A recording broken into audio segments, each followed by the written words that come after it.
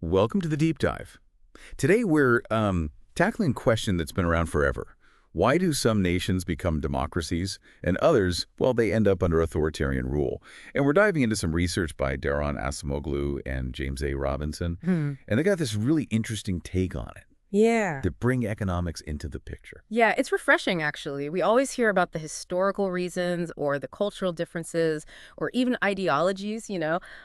Acemoglu and Robinson, they're like, what if we thought about the incentives involved? Like, what are the elites thinking? And what about everyday Okay, citizens? so less about grand ideas, more about like self-interest and power struggles. Exactly. Their whole model boils down to political power. Who's got it? How do they use it? And a big part of that, the distribution of wealth. Think taxes, for example. Mm. If you're part of the elite, loaded with assets, are you going to be jazzed about high taxes, especially if they're meant to redistribute that wealth? Probably not. Right, right. It's that classic tension between the has and the have-nots. Always a recipe for some friction. Yeah, and their model looks at how that friction can shake things up. It could be a revolution, people overthrowing the system. Revolutions, though, they're messy, right? Oh, totally. A huge risk for everyone. There's a real cost, lives lost, economies tanking, you name it. Both sides, the citizens and the elites, they're weighing, is it worth it? So if revolution is off the table, too risky, what then? What can those in charge actually do? Okay, so the elites, they've got options. One is repression. Basically, you silence dissent by force if you have to.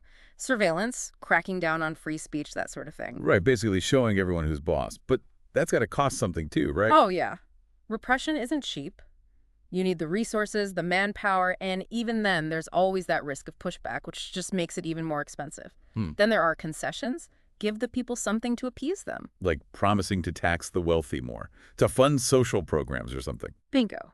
But here's the kicker, people might not buy it. because they've been promised things before. Right. Exactly. It all comes down to credibility.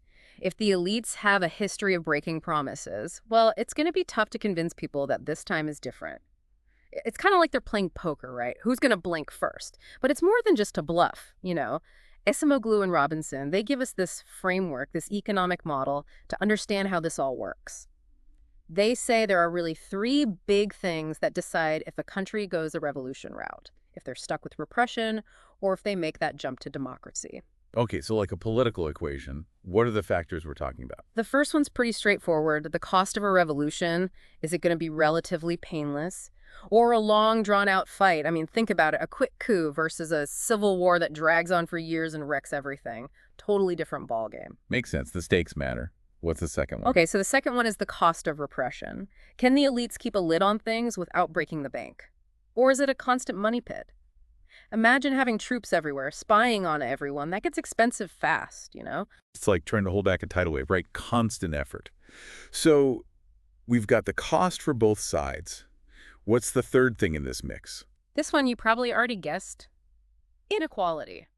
How big is the gap between the haves and the have-nots? That's always been a driving force for unrest and revolution. History's full of examples. Okay, let me make sure I've got this. Cost of revolution, cost of repression, and the level of inequality. How do those actually work together, though, like to create those different outcomes we're talking about? Think of it this way. You change up the amounts, you get a totally different dish, right? Like, if a revolution would be super costly, citizens might just be like, nah, not worth it, even if they're unhappy. Because they know it'll be brutal, it'll drag on. Yeah. And here's where it gets really interesting. If it's also super expensive for the elites to keep repressing everyone, they might start thinking maybe it's easier, cheaper in the long run to make some changes, concessions, or even going democratic. So both sides are doing the math, so to speak. What about that inequality piece, though? Doesn't more inequality always lead to more people wanting democracy? It seems obvious, but Acemoglu and Robinson, they say, hold on a second, it's not always that simple. Sometimes really low inequality can also make it harder for democracy to take hold. Really? That doesn't seem intuitive. If everyone's pretty much equal, shouldn't that make democracy easier? Not necessarily. Think about it. If the pie is small and everyone's getting a pretty similar slice, what's the point of fighting over who's in charge? There's not much to gain by redistributing things. So in a weird way, you need some discontent to drive political change. Exactly. It's all about the potential payoff, right? Acemoglu and Robinson, they talk about this Goldilocks zone of inequality. Not too high, not too low. That's where democracy might have the best chance to flourish. Fascinating. Mm. But how does all this actually play out in the real world? can we see it happening? Oh, absolutely. In fact, Acemoglu and Robinson, they use all sorts of examples to show how this works, like Argentina, for example. They've been through it all. Economic roller coasters, military coups, social unrest, the whole nine yards. So Argentina, they're like a poster child for how this can all go wrong. Kind of, yeah. They've had moments with tons of inequality, then tried to fix it really fast, and it just made things even more chaotic. It really shows how those three factors, what we've been talking about, the cost of revolution, the cost of repression, and just how unequal things are, it's like a recipe for a volatile situation. And we're not just talking theory here. This is people's lives. Absolutely. And it can play out so differently depending on where you're looking. Like Singapore. They've done incredibly well economically, really stable, and they've got a strong central government, but not exactly the poster child for democracy either. So maybe in their case, it just seems too risky, too costly to rock the boat, even if people want more say in how things are run. That's one way to think about it. And then you've got the UK. They took like forever to become a democracy. It was this gradual thing over centuries. So there's no one-size-fits-all answer here. It depends on how these forces we've been talking about change and evolve over time. Exactly. And some pretty major events can speed things up, like South Africa moving away from apartheid, becoming a democracy. Huge turning point globally. Mm. How does their model explain what happened there? So as the world put more and more pressure on South Africa and there was more unrest within the country, it just got too costly for those in power to keep things as they were. At the same time, you had these important figures on both sides, and they started to see that for everyone's sake, a negotiated transition, that was the best way forward, the least damaging. So they all kind of realized the game had to change or everyone loses. Exactly. And that brings us back to inequality. We usually think more inequality, more people demanding democracy, right? Yeah. But as we've seen, it's not so simple. Yeah, it's wild. Too little inequality, too much inequality.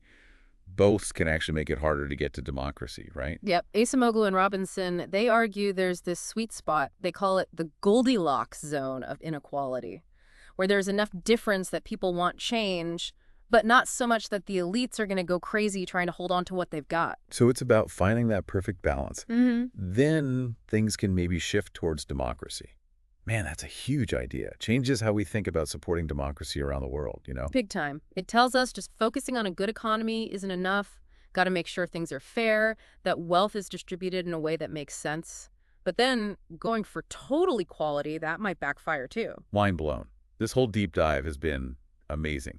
So much to think about. That's the thing about Acemoglu and Robinson's work. It gives you a whole new perspective on how the world works. And it reminds us we've always got more to learn. If people want to learn more, where should they go? Their book, Economic Origins of Dictatorship and Democracy, it's like the Bible for this stuff. It's a tough read, kind of dense, but man, it's worth it. Adding it to the reading list. Thanks for taking us on this deep dive today. It's amazing how economics helps us understand, well, everything, really. Happy to be here. Until next time, keep those brains buzzing.